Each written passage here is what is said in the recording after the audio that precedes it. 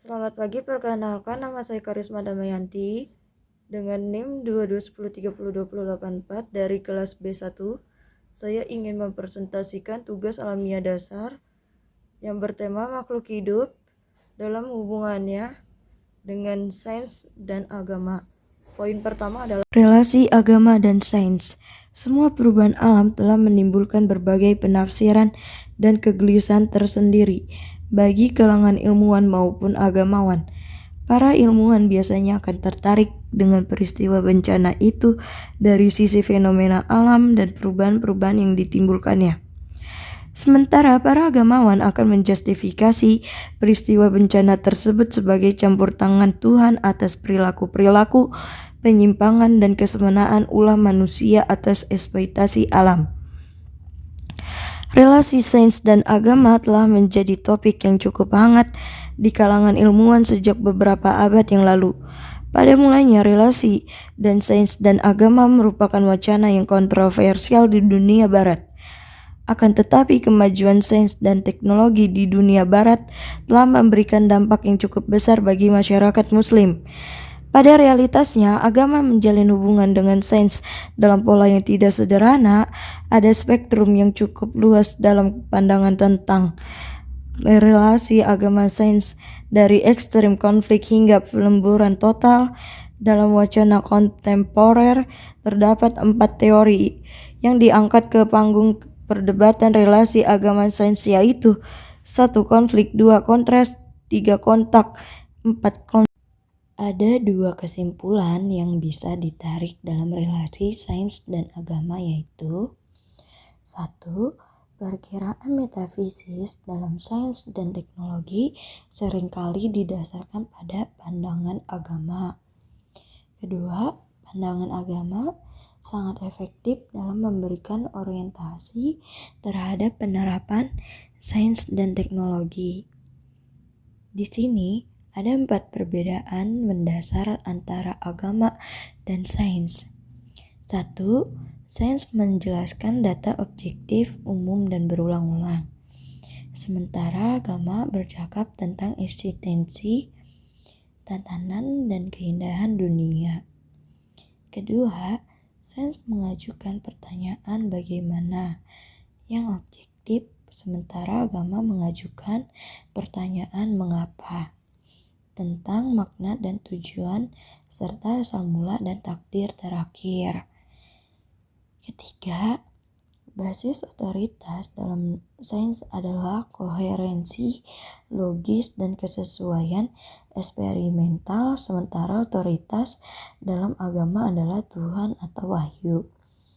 Keempat, sains melakukan prediksi kuantitatif yang dapat diuji secara eksperimental, sementara agama harus menggunakan bahasa simbolis dan analogis karena Tuhan bersifat transenden. Asal-usul makhluk hidup dari pandangan sains dan agama. Ada 4 teori evolusi yang terkenal dan dipakai hingga saat ini. Di antaranya sebagai berikut. 1. Teori fiksisme Aristoteles. Pengertian fiksisme adalah teori tentang keanekaragaman kehidupan di bumi yang menegaskan bahwa spesies yang ada saat ini identik dengan spesies masa lalu dan keluar sudah beradaptasi dengan lingkungan tanpa mengalami perubahan.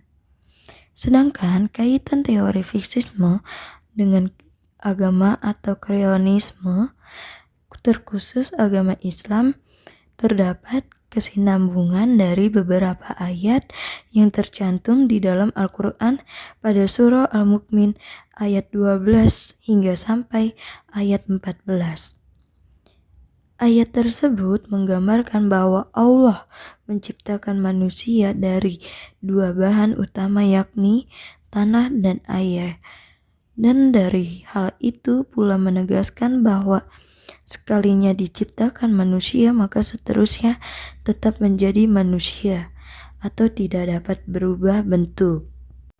2. Teori Lamarckisme, masa adaptasi dan transformasi. Teori ini dicetuskan oleh Jean-Baptiste de Lamarck pada tahun 1700 1844 hingga sampai 1829. Beliau merupakan ahli botani dan orang pertama yang menyusun sebuah teori evolusi yang menjelaskan bagaimana dan mengapa perubahan terjadi. Beliau yakin bahwa makhluk hidup memiliki suatu kecenderungan alamiah untuk berkembang maju, serta memiliki kemampuan meneruskan ciri-ciri berguna yang berkembang selama perjalanan hidup mereka. Menurut Lamarck, pengaruh lingkungan dapat merubah bagian tubuh makhluk hidup, baik ciri, sifat, dan karakternya. 3. Hukum Mendel atau masa teori genetika dan evolusi modern. Pencetus teori ini adalah Gregor Johann Mendel pada tahun 1865. Beliau merupakan seorang biarawan Australia yang mengemukakan bahwa sifat-sifat tertentu dapat diturunkan dengan ketelitian yang akurat. Mendel berhasil analisis yang cermat dengan interpretasi yang tepat atas hasil-hasil percobaan terhadap tanaman sayuran-sayuran dalam rangka mencari bibit unggul. Mendel mengemukakan bahwa sifat-sifat tertentu dapat diturunkan dengan mengamati pola pewarisan sifat demi sifat sehingga menjadi lebih mudah untuk diikuti. Andi Burhanuddin pada tahun 2016, teori ini lebih dikenal dengan istilah teori kawin silang. 4. Teori evolusi Darwin atau seleksi alam. Pengertian teori Darwin adalah teori seleksi alam Darwin yang juga dikenal dengan teori Darwin pada abad ke-19.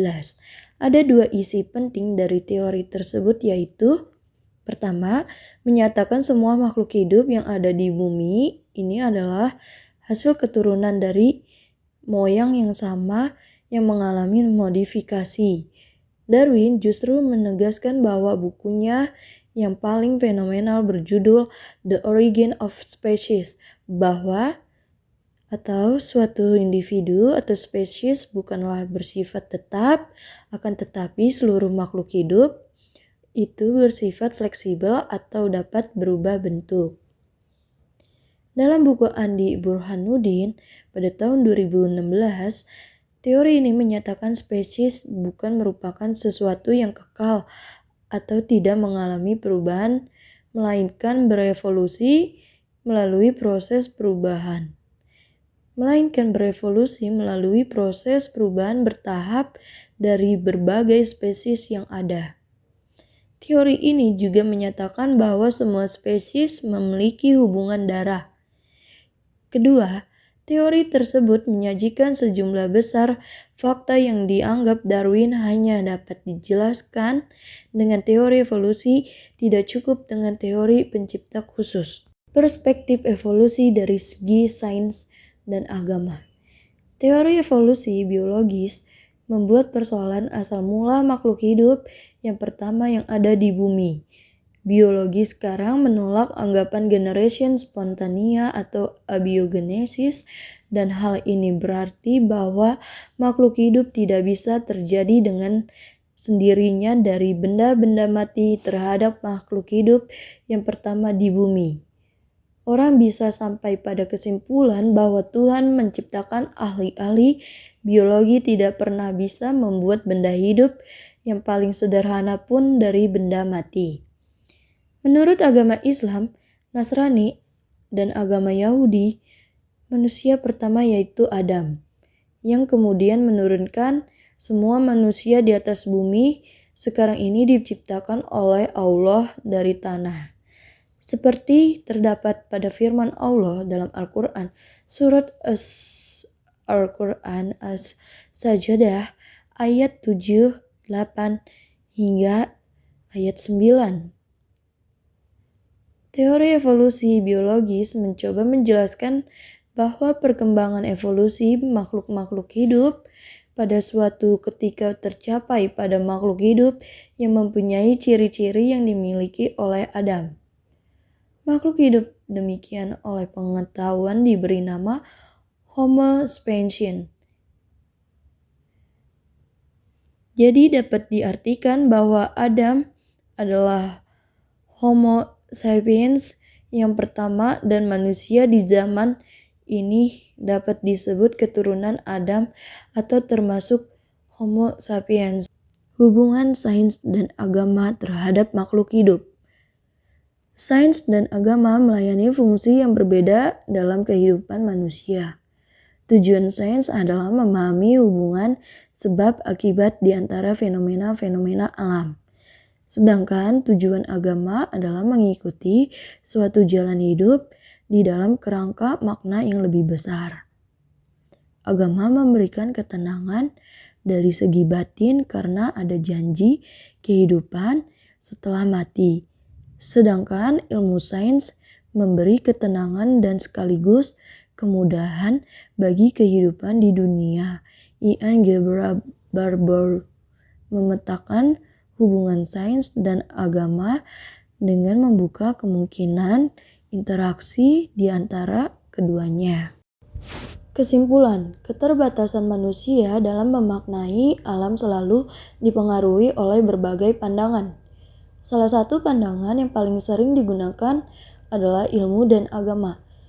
Kaitan antara sains dan agama adalah sangat erat.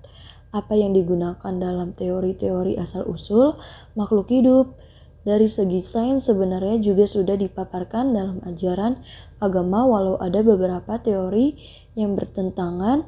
Dari segi tujuan, agama berfungsi sebagai pembimbing umat manusia agar hidup tenang dan bahagia di dunia dan di akhirat. Adapun sains atau ilmu pengetahuan berfungsi sebagai sarana mempermudah aktivitas manusia di dunia dalam memahami asal-usul makhluk hidup. Sekian dari presentasi saya, terima kasih.